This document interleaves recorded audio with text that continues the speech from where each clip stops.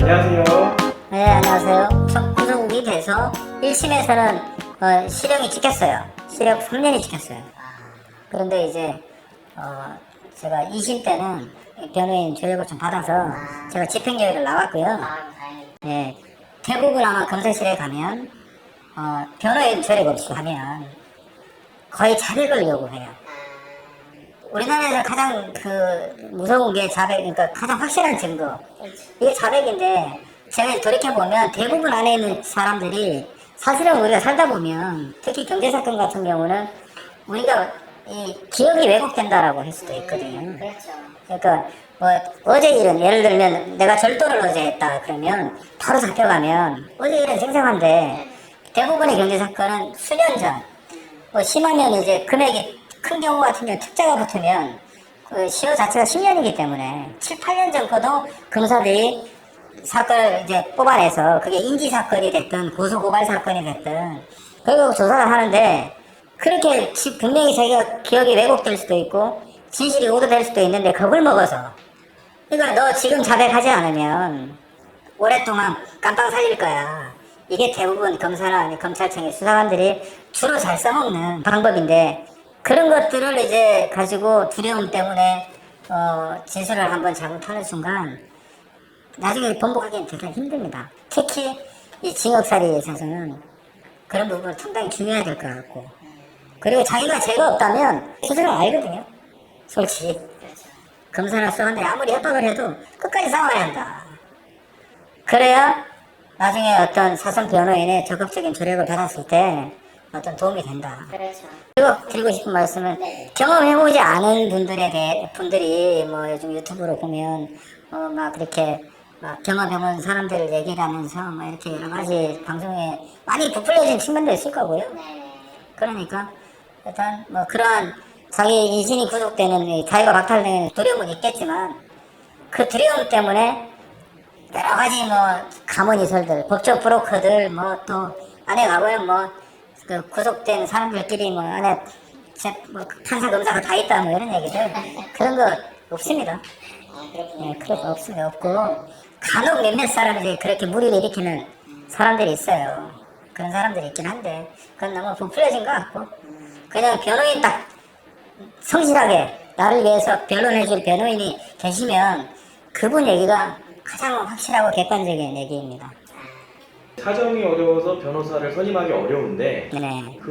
이제 구치소에 들어가서 변호사를 선임하려면 이제 국선 변호사 네. 선임하려면 저는 어떻게 해야 되나 그거를 궁금해하시는데 혹시 구속이 되면 이제 국선변호인 선임은 언제 하냐 하면 법정 구속이 아닌 이제 저같이 사전구속영장이 청구돼서 구속이 되면 기소가 되면 기소가 되는 예, 이제 구속되고 이제 14일 이후에 또는 한 번 더 연장 가능하니까 약 한 달 가까운 시간 안에 기소가 되면 법원에서 서류가 날아와요. 안내문이. 예, 안내문이 날아오면 거기에서 내가 국선변호인 사고 싶다라고 체크를 해서 보고전처럼 또 이제 그 법원에다가 제출하는 서류는 또 교도관들이 받아서 법원에 제출해줍니다.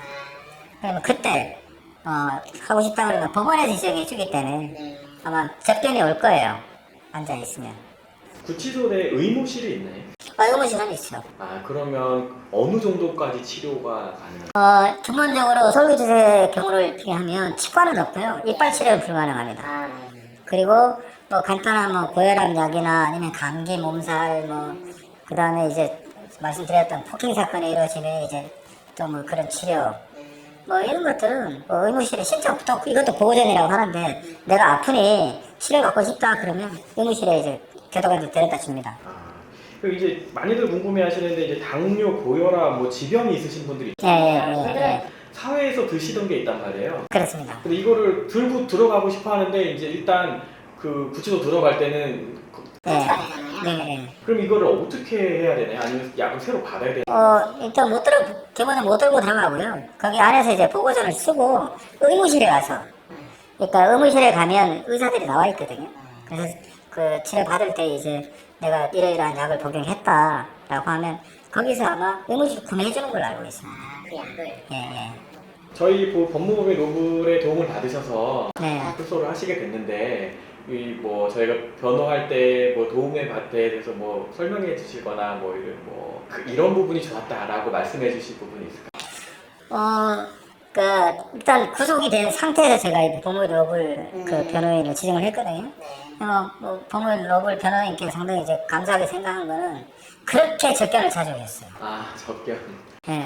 저는 왜냐하면 저 같은 경우는 무죄를 다툰 사건이 아니라 저는 이제 인정한 사건이어서 업무상 횡령죄로 이제 제가 구속이 됐고 회사 임원으로 있다가 이제 업무상 횡령으로 이제 구속이 돼서 앞에 특자가 붙어 있었기 때문에 최소한 뭐 3년 이상의 실형이 나올 수밖에 없는 불가피한 상황이었어요. 그거를 이제 변호인이 일단 인정을 했기 때문에 변호인이 해줄 수 있는 것은 어떤 심정적인 부분을 계속 달래주는 측면도 있지만 재판에서 이게 집행유예가 나올 수 있도록 해주는 여러 가지 길잡이 노릇 뭐 이런 것들을 이제 아주 적극적으로 해주셨어요. 그래서 뭐 2심 때는 1심에서는 진짜 눈앞이 깜깜했어요. 검찰에서 구형을 3년 했는데 3년이 지켰거든요. 우리 이걸 들었다 놨다. 재판부가 아주 나를 안 좋게 생각했다. 뭐 이런 건데 이제 2심 때 집행유예 나왔으니까 상당히 어려운 싸움을 우리 법무부 로블 변호인께서 해주신 거죠. 전 나올 거란 생각 안 했고 조금 깎일 거다 뭐 그런 생각 정도 했죠.